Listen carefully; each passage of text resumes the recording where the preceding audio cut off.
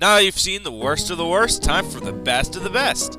After this, I'm gonna speed at 153 miles, man. Once again, thank you all for voting. This was not easy making the choices, and there were multiple ties, so I had to break the ties for them, obviously. So if your choice is not on here, apologies. There's only 10 entries for this. Let's begin!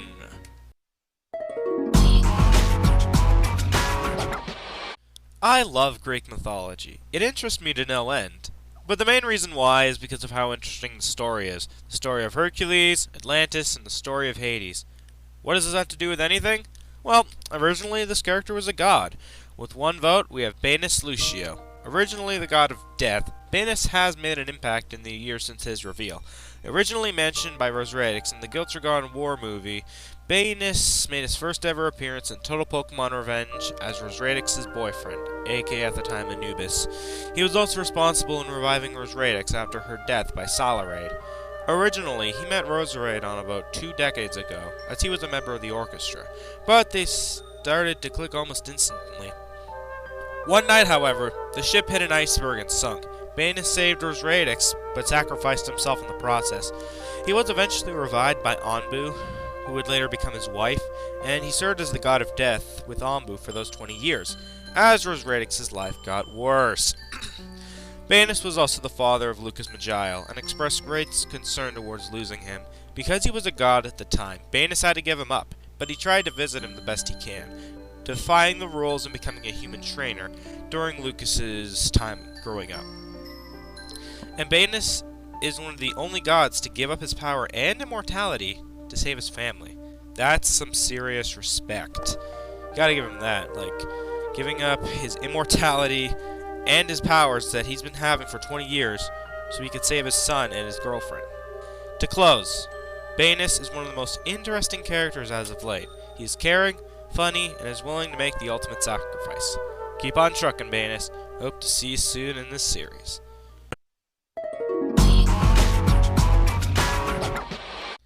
Well, here we have Jeff from Total Drama Island in Pokemon form.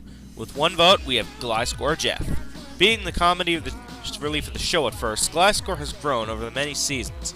Going from a prankster to a doctor, Gliscor has also had an interesting life after the first season. Originally hooking up with Lopunny Bridget, they had her daughter named Lepusker together. However, due to abuse issues, mainly from Lopunny, actually scratch that, all from Lopunny, seriously, Gliscor's life was harshly affected. Because of the immense guilt over the pain his daughter went through, and it also hurt his reputation completely. It got to the point where Gliscor just got fed up with Lopunny and divorced her. You what? What? Are you freaking kidding me, Gliscor? Later on, he hooked up with an old friend of his, Nadivia Nidoqueen, who he hasn't met since childhood, or since he was 18. Gliscor is also one of the only characters on the show to be a vampire. Shock it, Twilight! With 2 daughters and 2 wives going on in his life, Gliscor is also very multi-talented. I don't know how I got that to segue in, but go figure. He's very multi-talented with his skills in the medical field, such as fixing up Lepusker and helping Ampharos give birth. Yeah, Gliscor as a doctor, that would be creepy, wouldn't it? To close, Gliscor is an interesting character. He's a doctor, he had an interesting life, and he's gone through a lot of change over the many seasons. Yeah, enough said.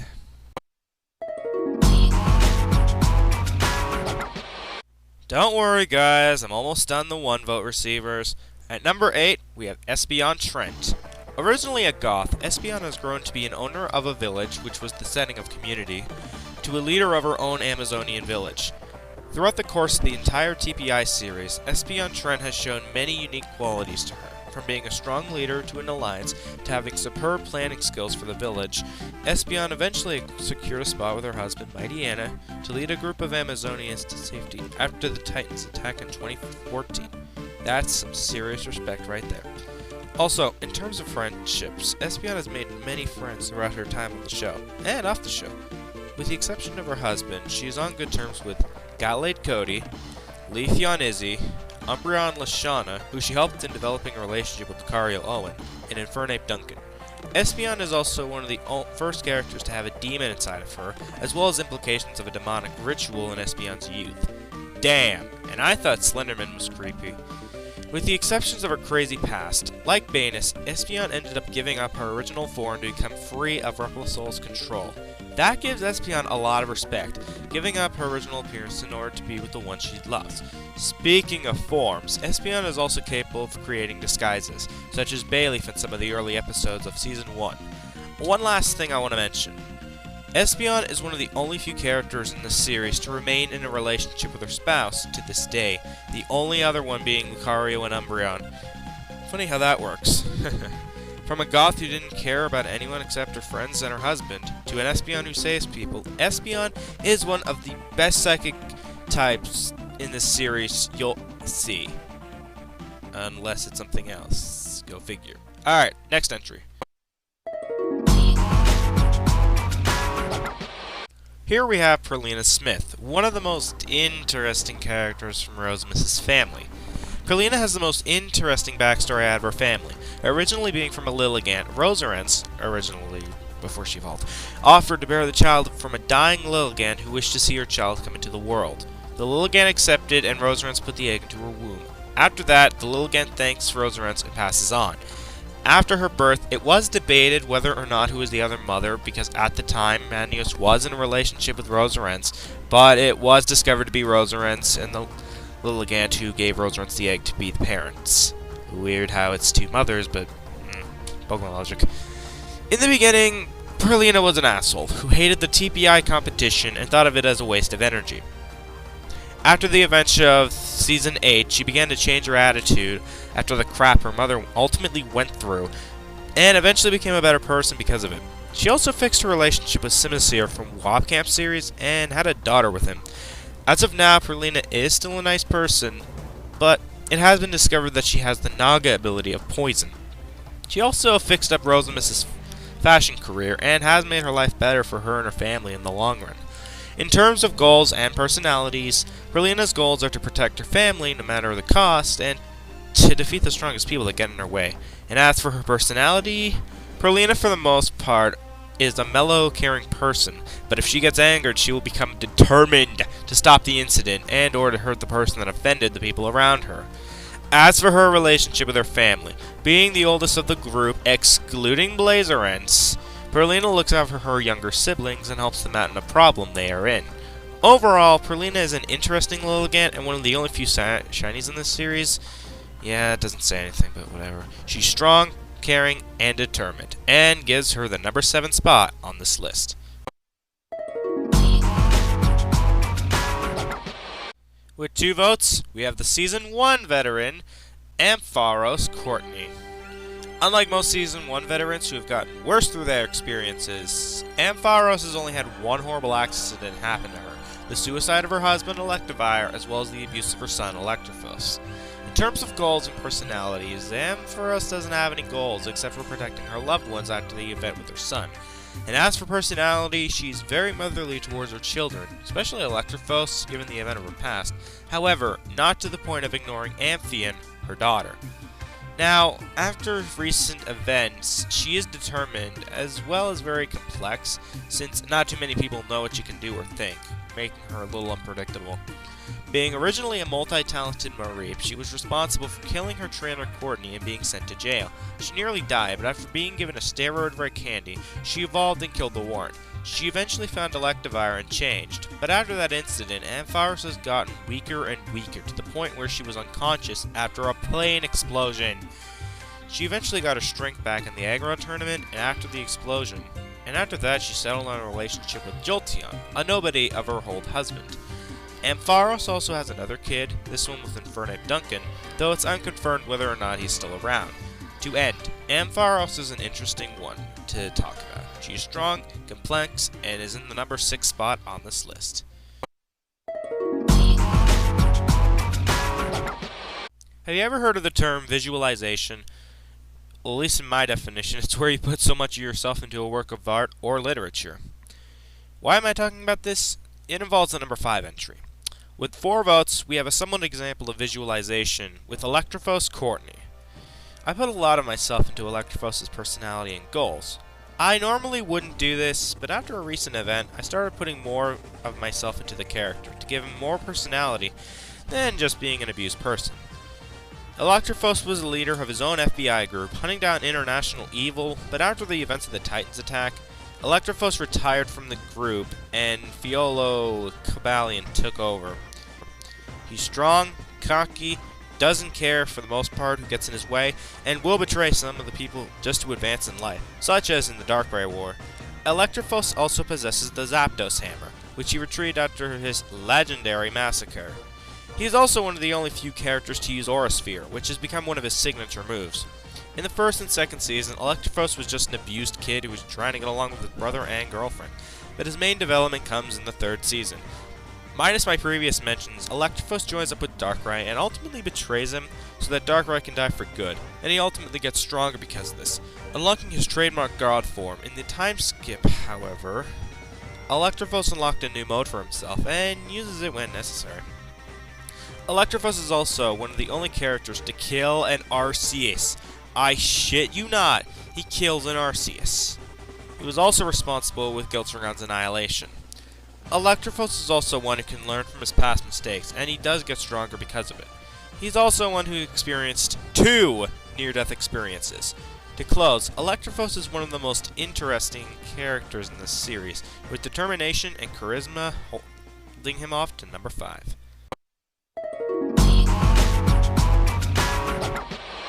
With 4 votes, we have Electrophos' brother, or cousin, and the god of Saiyans, Blaziken Blaze.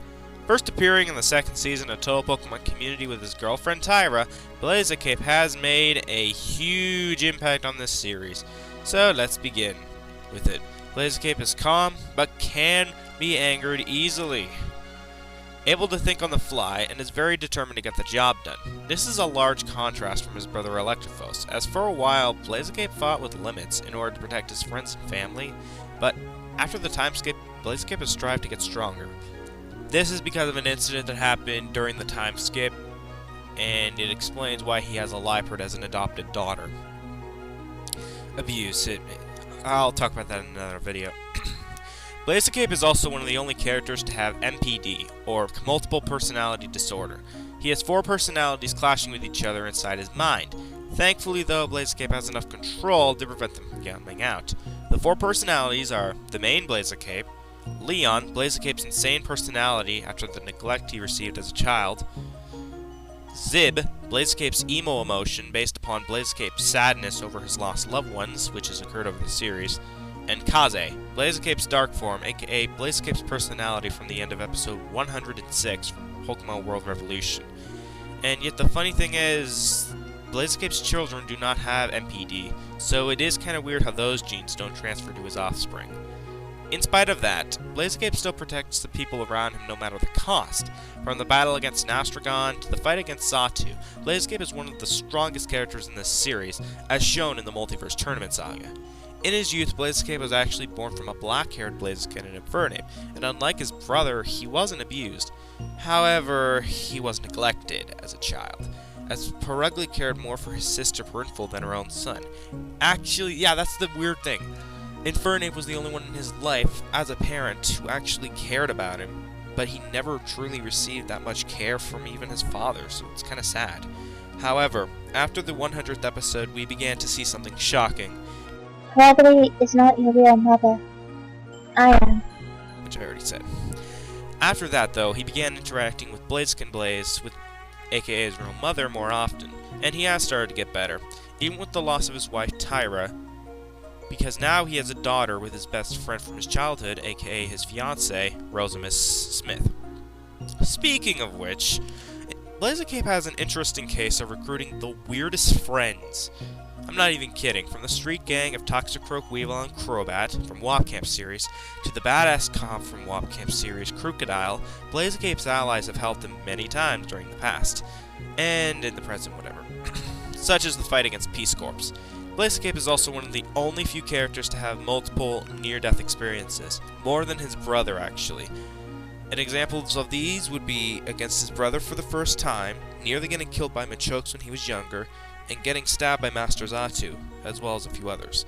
To close, Blaziken is one of the most unique characters in the series. He may not be the perfect role model, but he gets the job done.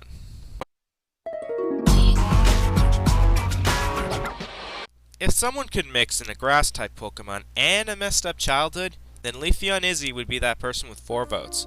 Leafeon Izzy is the boss of my TPI series, aka the CEO, whatever. She also owns Dragoon Salamence from Telly's show. She owns his contract to the show of Stranded. She's smart, strong, is able to think on the fly, and is able to grow to the size of a Torterra. In the beginning, Leafeon was a selfish, egotistical villain who barely cared for anyone except her husband or Skyman. However, after suffering a panic attack, Leafeon saw that what she did was wrong, and she began to become nicer because of it. It ultimately, though, helped her win the 5th season. Later on, she had a kid with Torterra, and her life started to get better. Originally born into a family of evolutions, she lost her sister at a very young age due to a car crash, and her parents were arrested for this. Later on, she trained in the same dojo as Lucario Owen and his family, but because of Himmelny's father, Leafeon was knocked off the mountain to be protected from the explosion, and Cresselia from Tilly's show was forced to wipe away her memories because her parents escaped and found Leafeon. After the events of Time Crisis, however, she retrieves her memories, the lost ones, and was pissed. However, after that, Leafeon hasn't done much since then. Now, in terms of goals, Leafeon does what she can to protect her friends and family from people who get in her way. But to close, Leafeon is one of the most interesting characters in this series, but that's about it.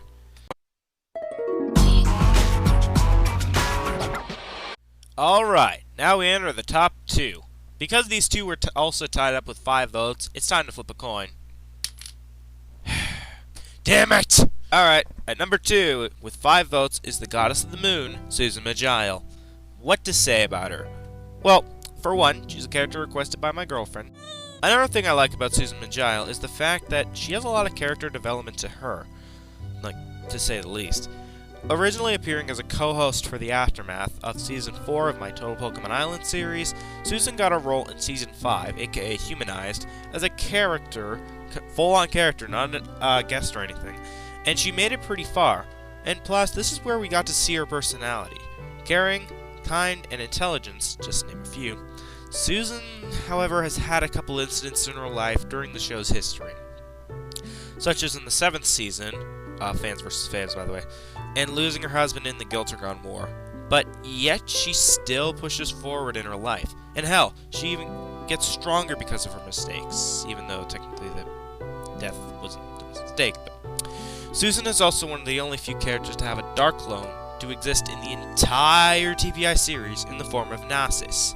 While she may have never fought her directly, she now has Nasus in her body and can use it in battle. She is also a member of Rosarance's group called the Vixens. But moving on, Susan also displays several talents, such as taking care of children Pokemon, having a good singing voice, and displays an amazing talent in swimming and gymnastics. Although Susan Majile hasn't done much in the series as of late, she will be doing much more in this series before it's finished. Trust me. But if Susan is such an amazing character, what could let's just go with it. Number 1 is Rosamund Smith. Okay, I'm gonna be honest here. This was not an easy choice. Far from it, especially since Rosamund and Susan had the exact same number of votes. But as said prior, it came down to a flip of a coin. I wasn't happy with the choice, but whatever. Rosamund, or Rosamund, runs for a while, is an interesting character to say the least, but let's get started. Originally abused by her father, and the only one who could rely on was her mother in her youth, Rosamund began to start hating the world and became evil because of it, similar to her parents in the game. However, during her childhood, she started to fall for Blaziken Blaze after he saved her from a group of bullies. After realizing what she did was wrong, however, and after getting help, Rosamund started to become a better person. She fell in love with Chatot Smith and had 2 children with him. In fact, Rosamund has the most kids than any other character in my TPI series. With the inclusion of Blaziken, it's 5 children in total. But yeah, Jesus Christ. Imagine an episode of the Maury show with that. Rosamund eventually returned to the Total Pokemon Island game, but the farthest she got was Final 2 in Season 8. Seriously, let that woman get a win. No, sister, get back to the kitchen. Will you excuse me for 1 second? Stupid. Stupid sexist. Moving on. Rosaris in the time skip got even more badass. Becoming the leader of the Naga clan, a group of snake people with abilities, she also fused with Blazicape and defeated the world government for the most part. She defeated them by herself. And then after fighting Sabuna and after seeing Susanna die, I won't let you. I won't let you hurt my friends!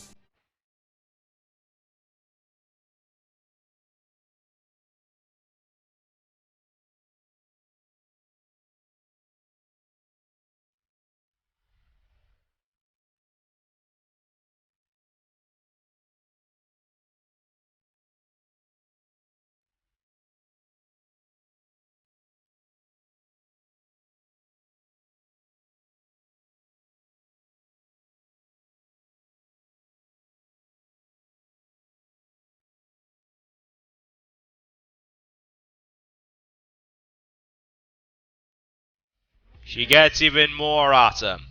Rosimus, the goddess of light, is 200 times stronger than her original form and has similar abilities to Blazicape, including some of his moves. She also has the powers of fire and fighting to add to her arsenal. You know, Rosimus kinda reminds me of someone.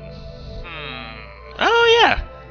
As for goals, Rosimus's goals are unclear, aside from protecting her family, clan, and herself.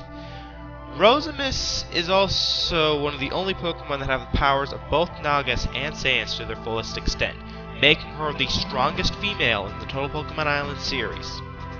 However, Rosimus does have her low points. She is emotionally unstable, and has horrible memories of her youth, as well as suffers from paranoia from time to time, such as when she was affected, her childhood, when her students were shot during a massacre, and the loss of her husband. But that's about it. Rosimus is an awesome character to close, even with these flaws.